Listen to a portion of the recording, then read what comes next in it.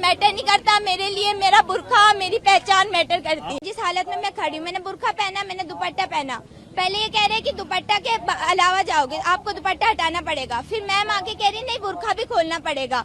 अगर एनटीए ने हमें अलाउ किया है तो ये लोग हमें नहीं रोक सकते। एनटीए पेपर कंडक्ट करा रहा है, वो रूल बताएगा। एनटीए ने कहा है आप रिलीजियस अटायर पहन कर आए, आप चेकिंग करवाएं, आपको जाने दिया जाएगा। तो ये कैसे रोक सकते हैं? फिर ये कह रहे हैं कि हमारे कुछ रूल है, हमें अलाउ नहीं किया। ऐसे कैसे अलाउ नहीं किया? आप एनटीए के अंडर में काम कर रहे हैं, फिर आप कह रहे हैं हमारे रूल है। हम आपके रूल थोड़ी मानेंगे, हम तो एनटीए का पेपर देने आ रहे हैं ना, हम एनटीए का रूल मानेंगे, हम किसी का रूल थोड़ी मानेंगे। फिर ये कह रहे हैं प्रिंसिपल मैम आई है, प्रिंसिपल मैम ने कहा है कि हम अगर खोले तो ठीक अलाउ करो, वरना मत अलाउ करना।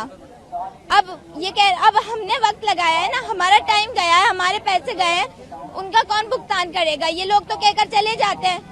अगर इन लोगों ये कह रहे हैं कि 3 मई को पेपर हुआ था, कुछ हुआ है तभी तो अब आपको ये अलाउ नहीं कर रहे। अरे भाई पेपर लीक करवा रहा है, सिस्टम करवा रहा है, बच्चे नहीं करवा रहे, बच्चे कुछ नहीं लेके आते।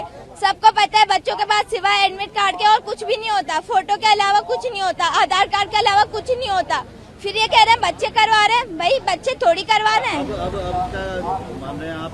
अगर मैं पेपर दूंगी तो इसके साथ दूंगी, नहीं अगर इन्होंने मुझे अलाउ नहीं किया तो मैं पेपर नहीं दूंगी। और ये मेरी ना मतलब मेरी शिकायत है ये सिस्टम के साथ कि हमारा सिस्टम इतना नीचे गिरा हुआ है कि उन्हें बच्चों के फ्यूचर के साथ खेलना पड़ रहा है।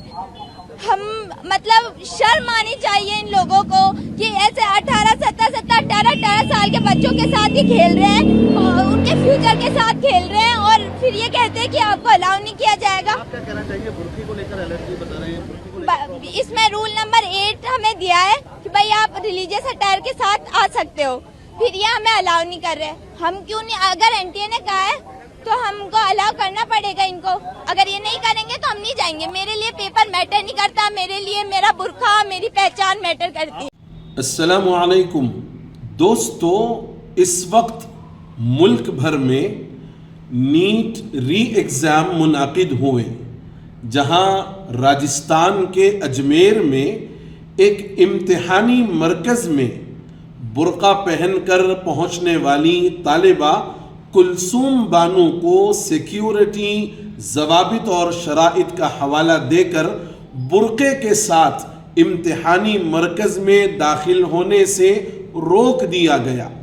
कुलसूम बानो ने वाज़ेह मौक़िफ़ इख्तियार करते हुए ये कहा कि अगर उन्हें बुर्के के साथ इम्तिहान देने की परमिशन नहीं दी जाएगी तो वो इम्तिहान ही नहीं देंगी, क्योंकि उनके लिए उनकी शनाख्त और बुर्का नीट के एग्ज़ाम से ज़्यादा अहम है।